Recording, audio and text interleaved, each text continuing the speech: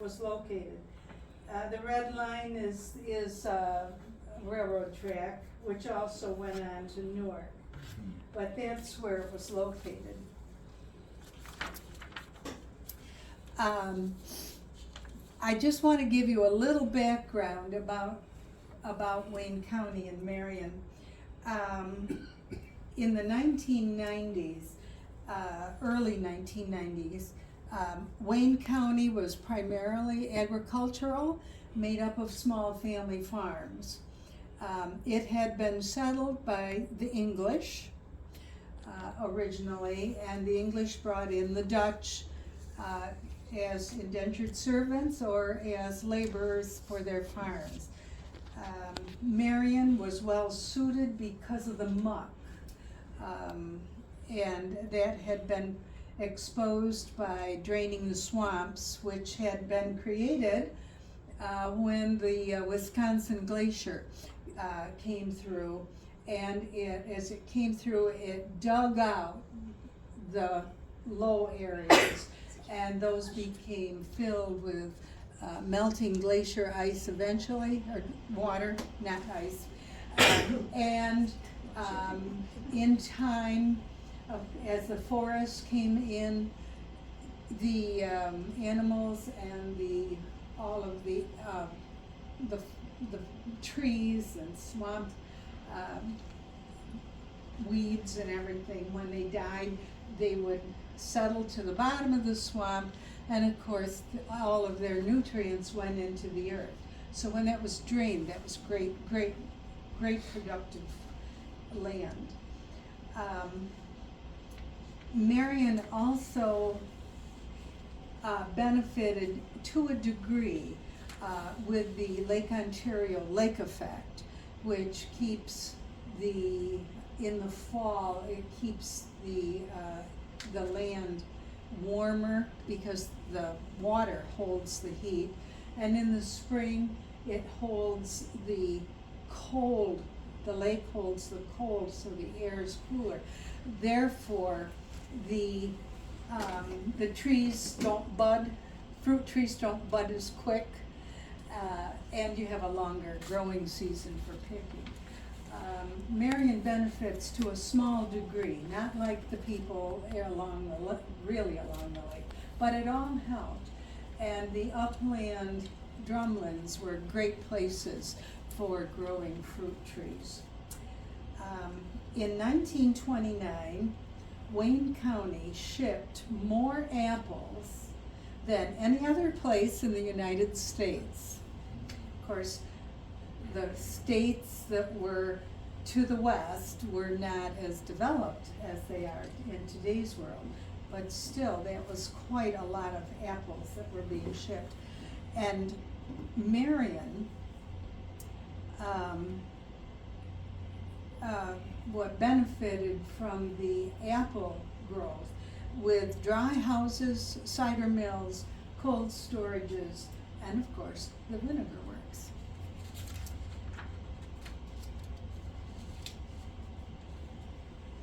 The original cider mill, the original vinegar works, burned in 1923. And these pictures that are on the table are from your museum, and we believe that this is a picture of the original vinegar works. Is it okay to pass that around? You'll see the horse and wagon coming up. You'll see the barrels. The barrels would have been for shipping purposes, but that is the original. It burned in 1923, and they rebuilt it. And the rebuilt one ended up being one of the larger vinegar works in Wayne County, and of course it was a prominent business in Marion. It consisted of two buildings, and here we are, two buildings. one larger than the other. Dad thought that the main building was a huge structure that was about 100 feet by 240 feet. It was 4 stories tall. It contained the boilers, the engine room, pressing room, pumice drying, the filtration tanks, and the shipping rooms.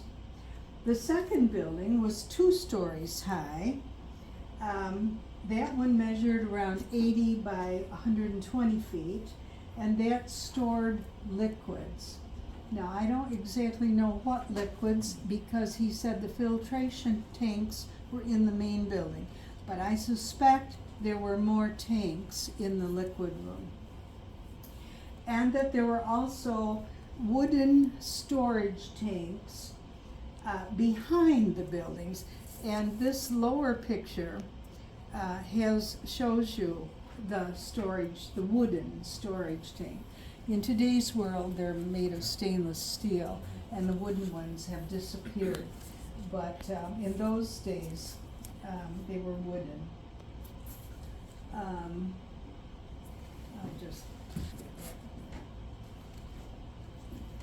In 1925, the new building was purchased by the Wayne County Produce Company. And in this picture right here, you can see their sign. If you look at that. And it received high praise from the federal food inspectors. It was considered the most modern and cleanly operated vinegar plant in the entire United States.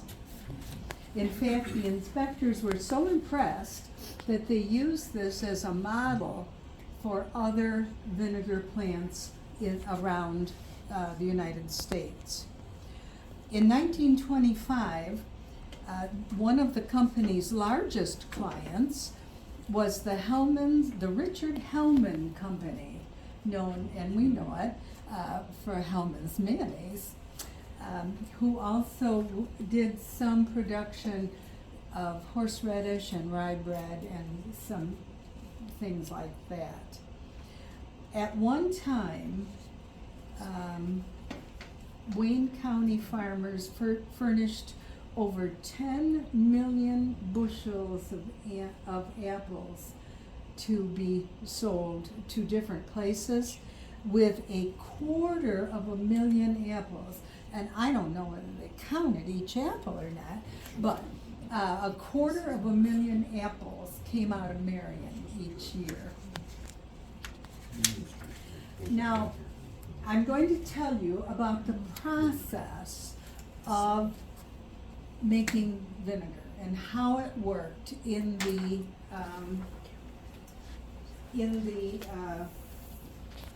vinegar works.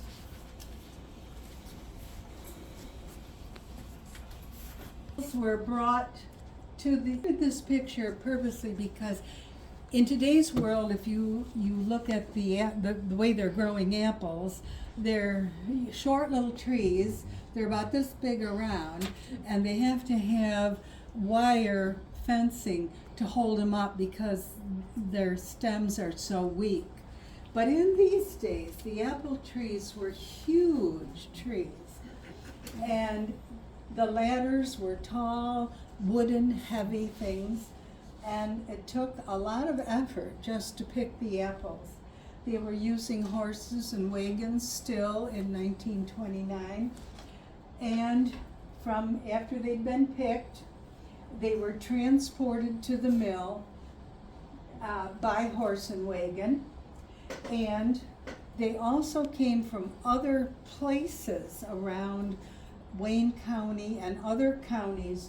They came by train. There was a railroad spur there.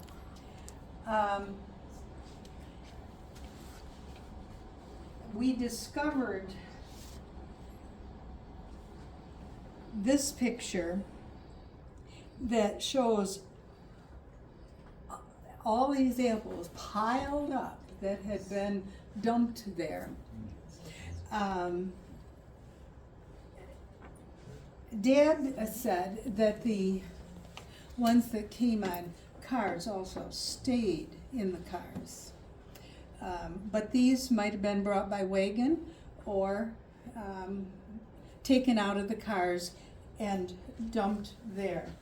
I'll pass that around.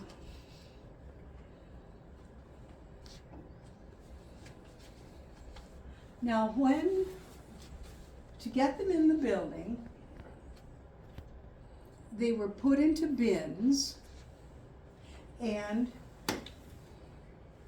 taken up to the top of the 4-story building by conveyor belt. And there's some lovely pictures of the conveyor belt. I'll start this over here.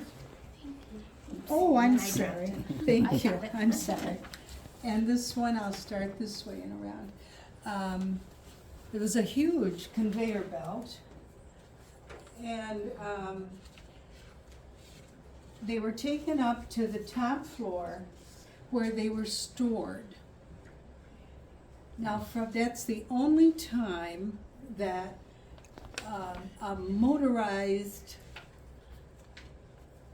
conveyance was used in this whole process. Once it got to the top floor, from then on, gravity did the work to get it where it needed, to get the apples where they needed to go.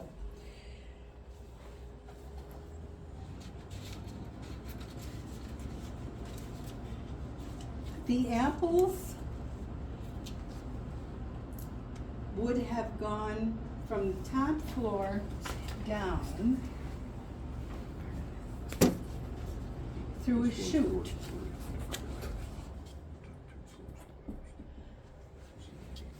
This is an example of a chute. We don't have any inside pictures of the Vinegar Works at all. But this is an example of a chute. Big wooden, it was huge. And it would be stored, come down to a storage area, and then it would proceed to the press. There is a picture of an example of a press. And the press, Dad said, was about 10 feet by 10 feet square. The apples were released onto the platform. Apparently, the one in Marion had a little box on the sides to keep the apples from rolling out. And in the box, the strippers would take a huge piece of cheesecloth, about 10 by 12 by 12, and lay it over the box. The apples would come down and in onto the cheesecloth. He said there would be about 2 to 3 feet of apples piled up on the press. And then the press would be brought down to push those apples and compress them. And as they were compressed, the juice from the apples would run out and into troughs along the edges of the platform. It would take about an hour for the press to do its work with these 2 to 3 feet of apples. In the, let's see, when it was all done, and here shows a little bit, they come down the trough into the bin that has cheesecloth. The juice would go into the trough, and when the press came down, all that would be left in the box on top of the cheesecloth would be the pulp and the skins. Now the stripper's job, this is where it would get tough.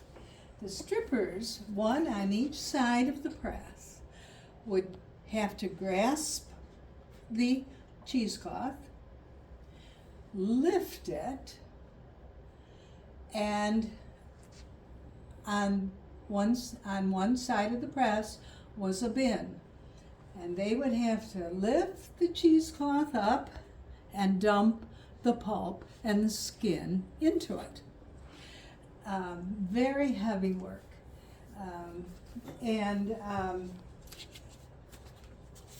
So now we have the juice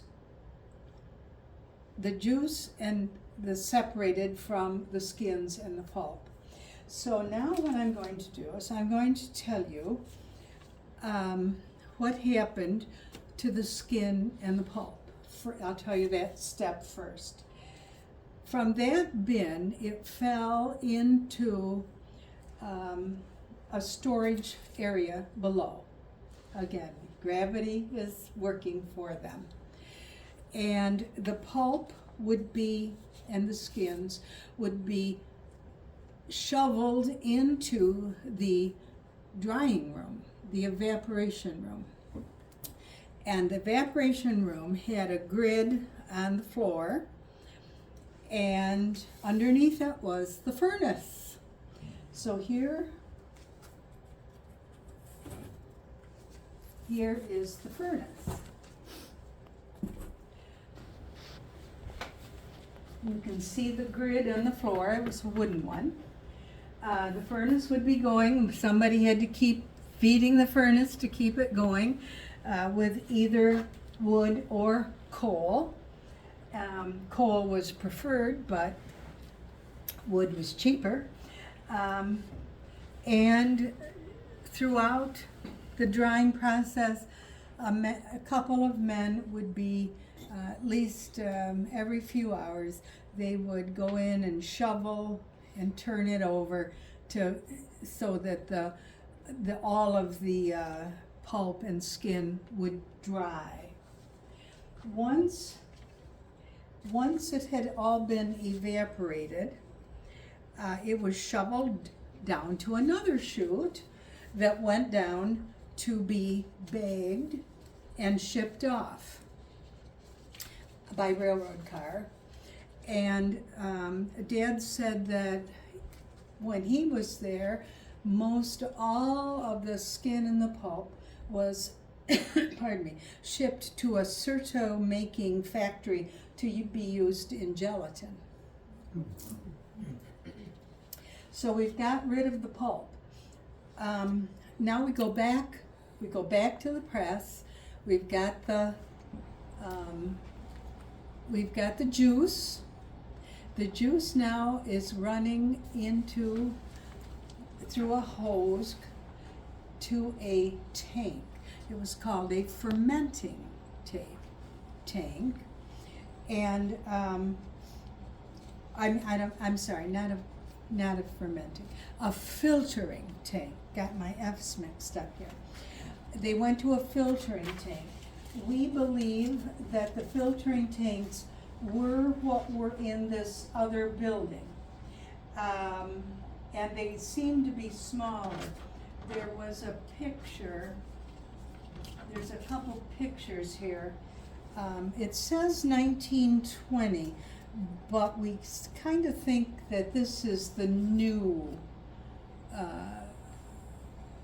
factory, not the old one that burned.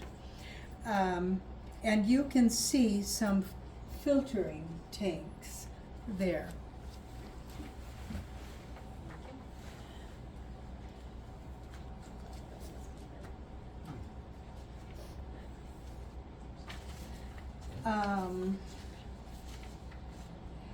The filtering tanks were interesting in how they filtered out all of the extra pieces and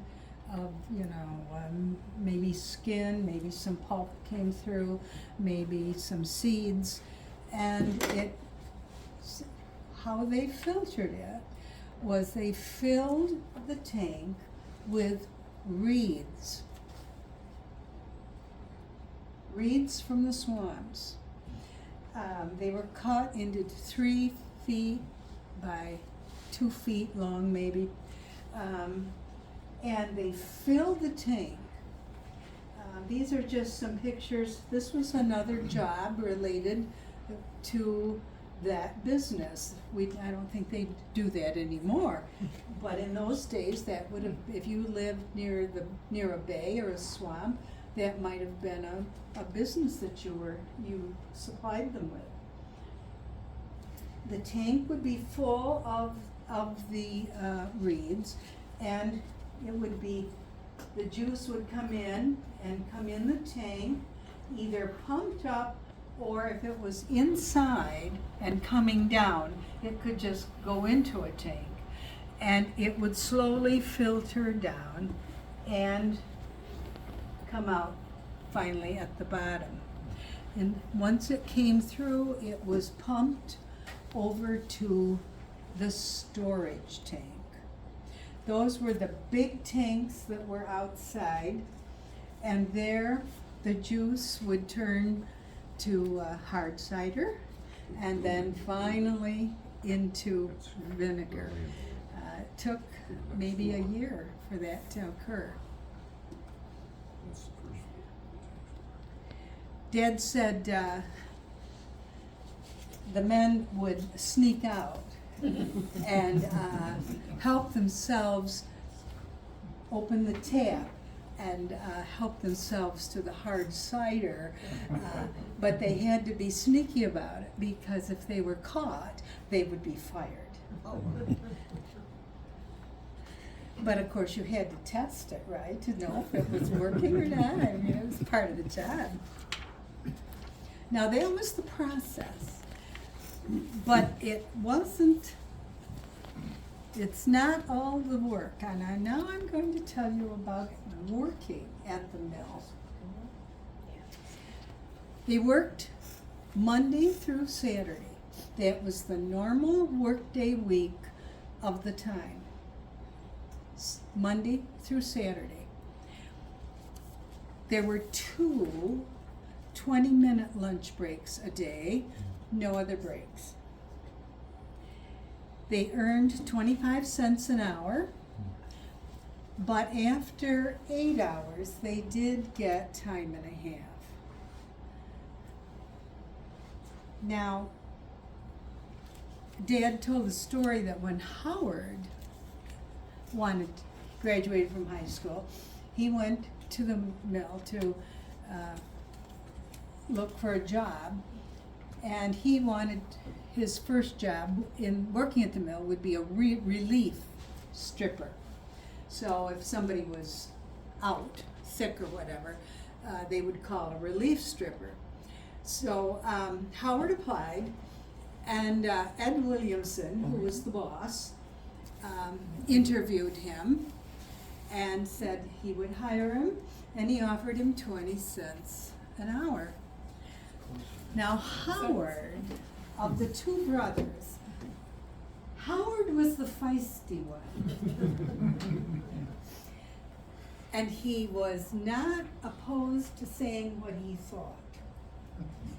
And he said to Ed Williamson, when he was offered 20 cents an hour, "You go to hell, I'm not working for you." And he started to leave. And Ed Williamson said, "Now wait, all right, I'll give you the 25 cents. And so Howard earned the 25 cents. But Ed had tried to take advantage of him. The workday was usually a standard 13 to 16 hour workday, and the shift started at 6 o'clock in the morning. At 4:30, the night shift came on. Nights, the presses usually stopped somewhere between 8 and 10, except at the height of the season, when apple deliveries were enormous, and then the mill would run through the night. Now on Saturday nights, there was no night shift. So the presses always stopped at 8 o'clock. And everybody who worked there had to stay and do what the night shift would have normally done, which was to clean up. And for the strippers, it was to hose off and wash the cheesecloth. Dad said that many a Saturday night they didn't finish until the wee hours of Sunday morning. And that workers who worked there and most any place were expected to hustle. That was the word. You better hustle there, boy. Get a move on. Gotta hustle. And he said the theory was that if you weren't hustling, must be they didn't really need that job there at the plant, and they'd get rid of you. The length of the operation of the mill, of course, started in early fall when the apples started to be brought in, and they would it ran through a large part of the winter, usually through March, when finally the apples were all processed. Winter labor was tough, particularly for the men whose job it was to bring the apples out of the railroad cars, because that was how the later apples came in. And many times they just left the apples in the railroad cars until it was time to bring them into the mill. I'm sure they didn't want them outside at that point, getting covered with snow, but they were freezing. And Dad said that in the winter, those apples that were in the railroad cars would freeze to the sides of the railroad cars. And so the men would take sledgehammers and whack the sides of the railroad car to loosen the apples. Because they were outside all the time, these men were paid more in the winter than the others inside the mill. The best job in the mill was, in the winter, was in the evaporating room, shoveling and turning the apples that were dry, the pulp and the skins that were drying. That was a nice warm room, and it was very welcome to be there. The strippers had the hardest job in the mill,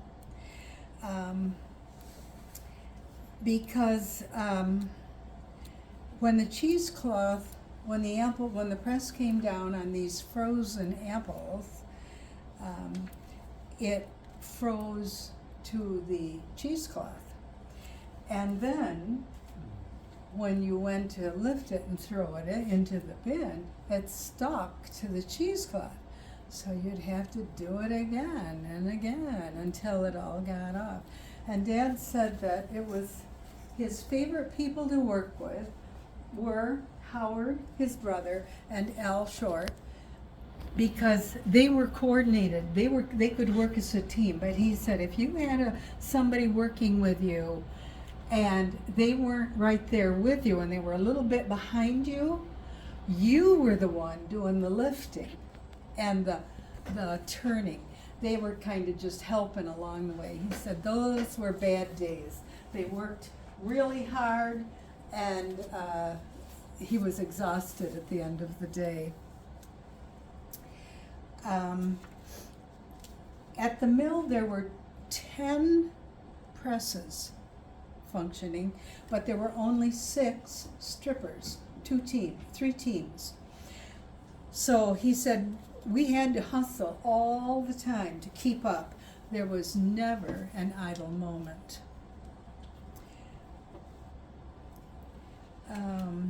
Al Short didn't work full-time at the mill. Al worked at the Marion Canning Company.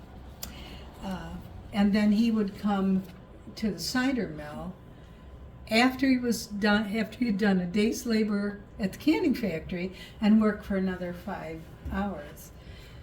Those, as I said, were depression days. Those were days when they were glad to have a job, and they were all supporting not only themselves, but probably their parents and their families. Work was hard to come by in those days.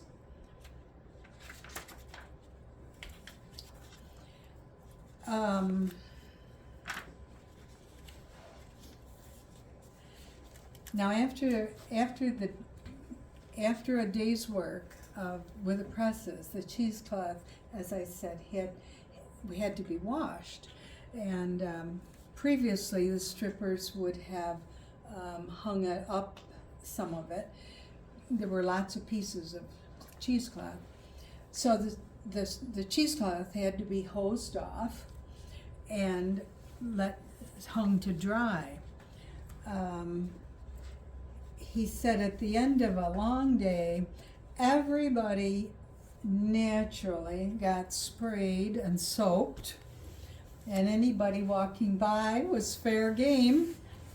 He said one night they were the strippers were hosing off cheesecloth, and a person walked by, so they hosed him, only to find out too late it was the boss, Ed Williamson. And they nearly died because they thought they were going to be fired. And Ed just simply bellowed, "God damn you boys!" And he kept on walking. And they were really relieved.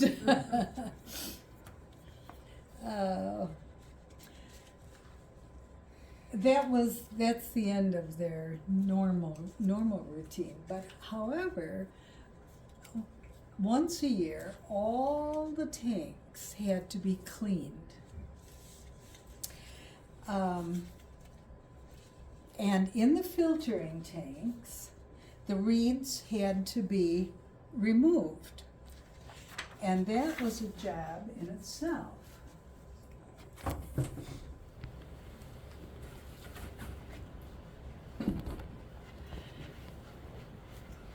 So here is kind of a little cutaway with a tank with reeds in it.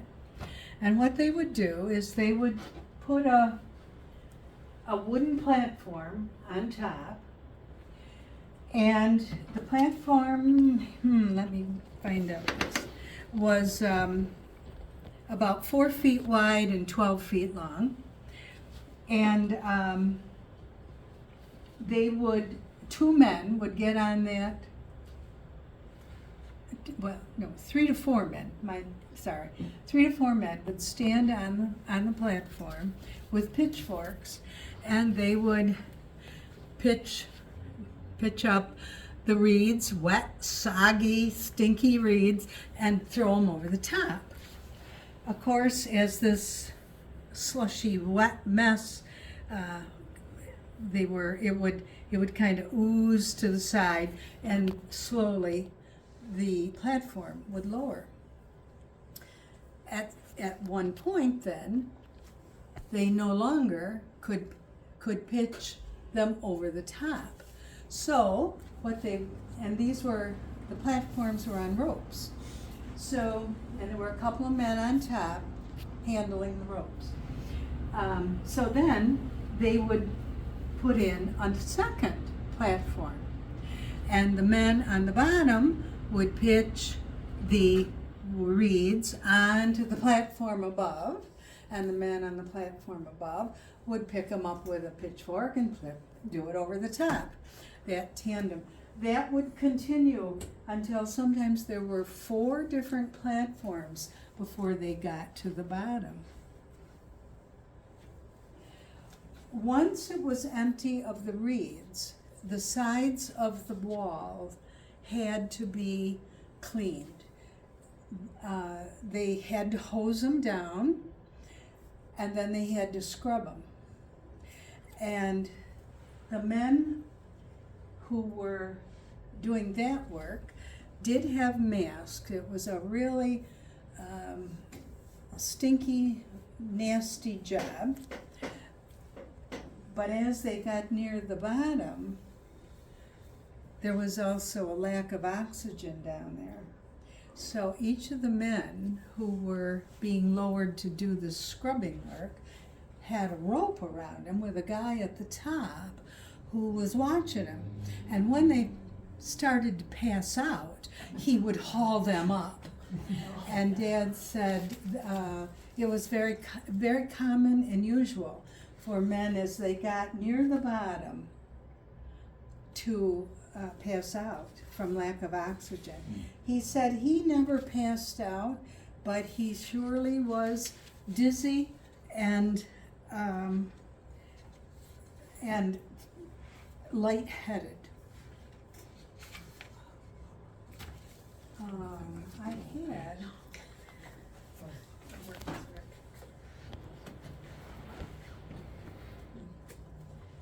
I don't know where it is. I had a picture of those young men in their their senior year, Dad's senior year, and they had won the basketball sectionals. And I was going to show that to you because these were strong, muscular young men. And it's pretty obvious as you look at them, and Howard would be there, and also Albert Short. And you have to know that in those days, basketball was not what it is today. It was a rough,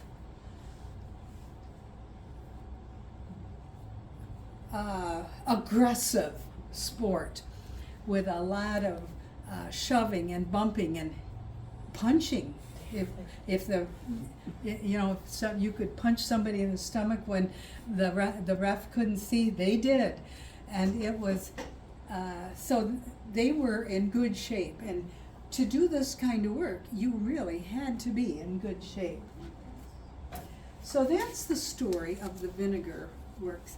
Now, I understand that the vinegar, this all burned again.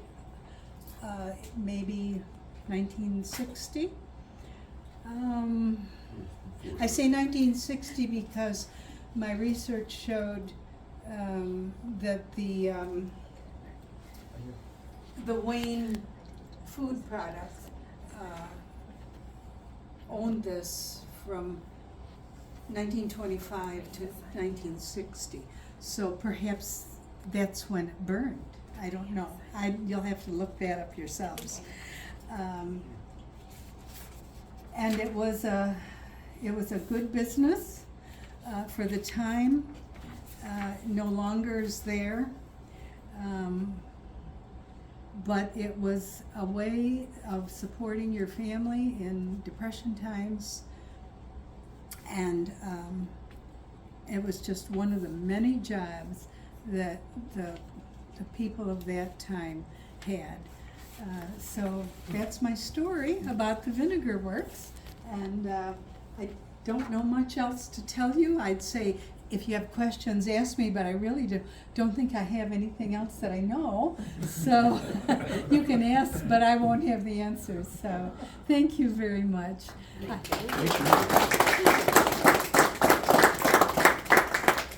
And don't forget to go over to the museum for refreshments. We do have some drinks over there, and I looked up the sign that we have hanging up in there, and it did say the plant continued operating until the early 1960s. So, yeah.